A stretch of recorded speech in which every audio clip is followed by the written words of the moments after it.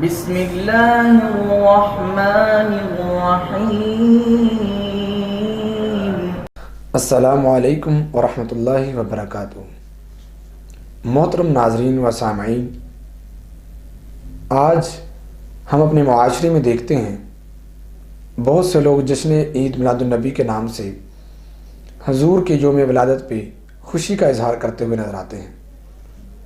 آج ان کی خدمت میں چند ایک ایسی باتیں رکھنا چاہتا ہوں جن کی وجہ سے یہ خود اپنے ہی اصولوں کی زد میں آ کے پھنس جاتے ہیں۔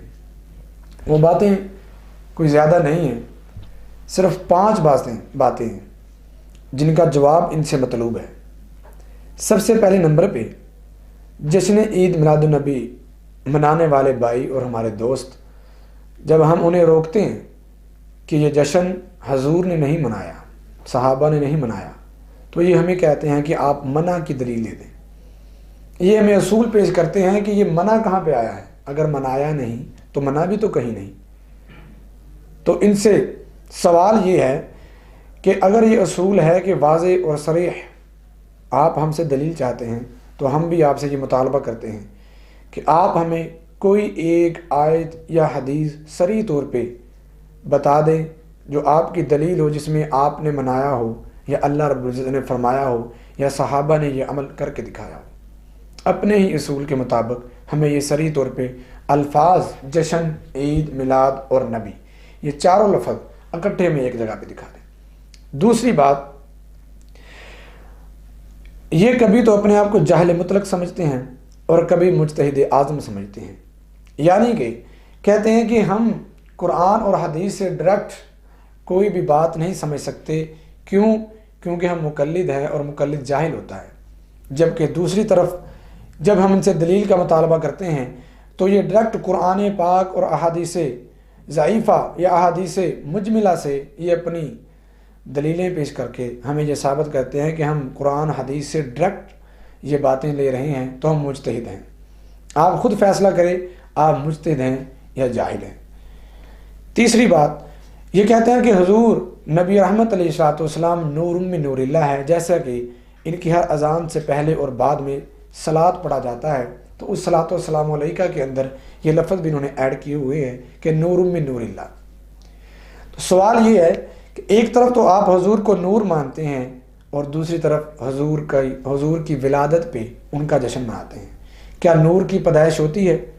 کیا آپ جانتے ہیں حضرت جبریل علیہ السلام کی پیدائش کا کون سا دن ہے؟ میکائیل، اسرافیل یا دوسرے جو فرشتے ہیں، ان نوریوں کی ولادت کا کون سا دن ہے؟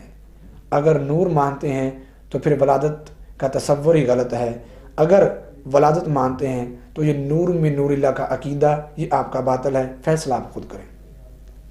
چوتھی بات، ہم جب ان سے بات کرتے ہیں تو یہ کہتے ہیں کہ ہم مقلدین ہیں اور مقلد صرف قول امام کو مانتا ہے، احادیث کو نہیں لیتا۔ جیسا کہ جال حق احمد ارخانیمی گجراتی کی لکھی ہوئی کتاب ہے جو ان میلادیوں کا بہت بڑا مناظر تھا، اس نے اپنی کتاب کے دوسرے حصے کے شروع میں کچھ اصول لکھے ہیں، قواعد لکھے ہیں۔ وہاں پہ اس نے لکھا ہے کہ مقلد کے لیے دلیل صرف قول امام ہے۔ تو قول امام صرف مقلد کا وظیفہ ہے، اس کی دلیل یہی ہے، قرآن و حدیث سے یہ ڈائریکٹ استدلال نہیں کر سکتا۔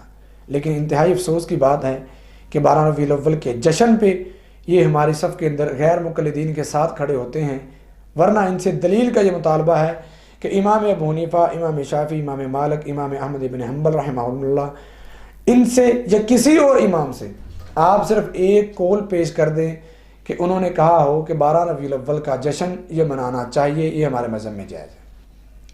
اگر نہیں آپ کو دلیل دے سکتے تو پھر آپ کو ماننا پڑے گا کہ اس مسئلہ میں آپ غیر مقلد ہیں۔